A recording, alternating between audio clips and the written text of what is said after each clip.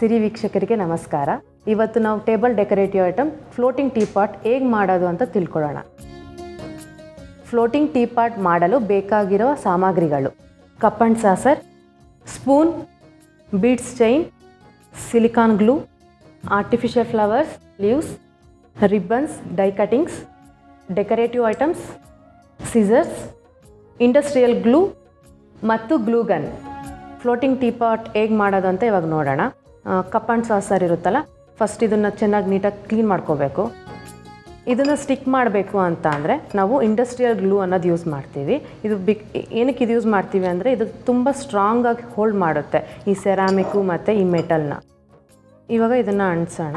So ಈ ಥರ ಇಟ್ಬಿಟ್ಟು ಒಂದು 5 ಸೆಕೆಂಡ್ಸ್ ನಾವು ಹೋಲ್ಡ್ ಮಾಡ್ಕೋಬೇಕು, ಯಾಕಂದರೆ ಅದು ಇಮ್ಮಿಡಿಯೇಟ್ ಡ್ರೈ ಆಗುತ್ತೆ. ಸೊ ಅದು ಸ್ಟಿಕ್ ಆಗೋವರೆಗೂ ನಾವು ಈ ಥರ ಹೋಲ್ಡ್ ಮಾಡಿ ಇಟ್ಕೋಬೇಕು. ಸೊ ಇವಾಗ ಇದು ಸ್ಟಿಕ್ ಆಗಿದೆ. ಸೊ ಇವಾಗ ಕಪ್ಪನ್ನ ನಾವು ಸ್ಟಿಕ್ ಮಾಡಬೇಕು. ಸೊ ಇದಕ್ಕೂ ಅಷ್ಟೇ, ಇಲ್ಲಿ ಸ್ವಲ್ಪ ಇಂಡಸ್ಟ್ರಿಯಲ್ ಗ್ಲೂ ಹಾಕ್ಬಿಟ್ಟು ಇವಾಗ ಇದನ್ನು ಈ ಥರ ಸ್ಟಿಕ್ ಮಾಡಬೇಕು. ಇದೆಲ್ಲ ಆದಮೇಲೆ ನಾವು ಆ್ಯಕ್ಚುಲಿ ಇದು ವೆಯ್ಟ್ ನಮಗೆ ಬ್ಯಾಲೆನ್ಸ್ ಮಾಡಬೇಕು ಅಂತಂದರೆ ನಾವು ಇದು ಬೇರೆ ಇನ್ನೇನಾದರೂ ಹೆವಿ ಆಬ್ಜೆಕ್ಟ್ ತೊಗೊಂಡು ಈ ಥರ ಇದನ್ನು ಬ್ಯಾಲೆನ್ಸ್ ಮಾಡಿಬಿಟ್ಟು ಇದ್ರ ಮೇಲೆ ಏನೇನು ಬೇಕೋ ಎಲ್ಲ ಡೆಕೋರೇಟ್ ಮಾಡ್ಕೊಳ್ಳೋದು. ಇವಾಗ ನಾವು ಇದರಲ್ಲಿ ಎಲ್ಲ ಫ್ಲವರ್ಸ್, ಲೀವ್ಸ್ ಎಲ್ಲ ಇಟ್ಬಿಟ್ಟು ಡೆಕೋರೇಟ್ ಮಾಡೋಣ. ಅರೇಂಜ್ಮೆಂಟ್ ಎಲ್ಲ ಹೆಂಗಿರಬೇಕು ಅಂತಂದರೆ ಮೇಲಿಂದ ಕೆಳಗೆ ಬರ್ತಾ ಇದರಿಂದ ಫ್ಲೋ ಆಗ್ತಂಗೆ ನಾವು ಅರೇಂಜ್ಮೆಂಟ್ನೂ ಮಾಡಬೇಕಾಗುತ್ತೆ. ಈ ಥರ ಒಂದೊಂದೇ ನಾವು ಎಲ್ಲ ಡೆಕೋರೇಟಿವ್ ಐಟಮ್ಸ್ನ ಯೂಸ್ ಮಾಡಿಬಿಟ್ಟು ಇದರಲ್ಲಿ ನಾವು ಅರೇಂಜ್ ಮಾಡ್ತಾ ಹೋಗಬೇಕು.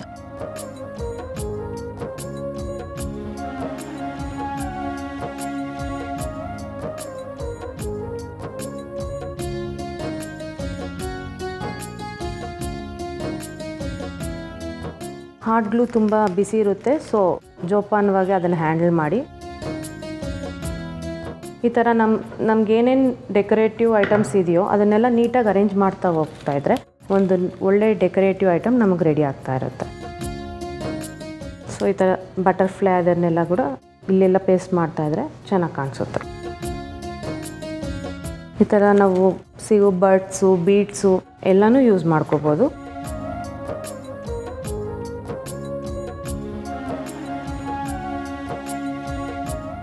ಇವಾಗ ಈ ಚೈನ್ಸ್ ಯೂಸ್ ಮಾಡಿಬಿಟ್ಟು ಈ ಥರ ಫ್ರೀ ಸ್ಟೈಲಲ್ಲಿ ಬಿಟ್ಬಿಡ್ಬೋದು ಇದನ್ನೆಲ್ಲ.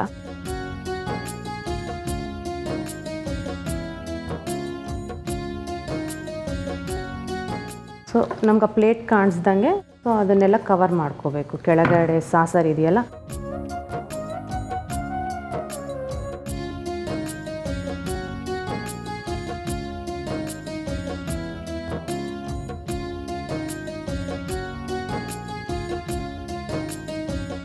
ಇದು ಆಲ್ಮೋಸ್ಟ್ ರೆಡಿ ಆಗಿದೆ. ಇದೊಂದು ಸ್ವಲ್ಪ ರಿಬ್ಬನ್ ಬೋಸ್ಟ್ ಮಾಡಿ ಫೈನಲ್ ಟಚಪ್ ಕೊಡೋಣ. ಇದು ವೆರಿ ಸಿಂಪಲ್. ಈ ಥರ ಹೋಲ್ಡ್ ಮಾಡ್ಕೋಬೇಕು ರಿಬ್ಬನ್ನ. ಈ ಥರ 3 ರೌಂಡ್ಸ್ ತೊಗೋಬೇಕು. ಆದಮೇಲೆ ಈ ಥರ ಹೋಲ್ಡ್ ಮಾಡಿಕೊಂಡು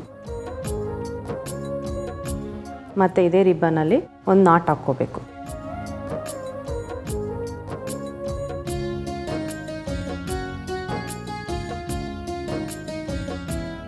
ಸೊ ಜಸ್ಟ್ ನಾಟ್ ಹಾಕ್ಕೊಂಡ್ರೆ ನಿಮಗೆ ಈ ಥರ ಒಂದು ಬ್ಯೂಟಿಫುಲ್ ರಿಬ್ಬನ್ ಬೋ ರೆಡಿ ಆಗುತ್ತೆ.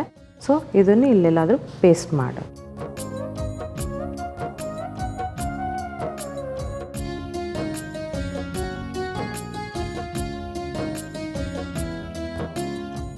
ಈ ಬೋ ಮೇಲೂ ನಾವು ಬೀಡ್ಸ್ ಯೂಸ್ ಮಾಡಿಕೊಂಡು ಡೆಕೋರೇಟ್ ಮಾಡ್ಬೋದು.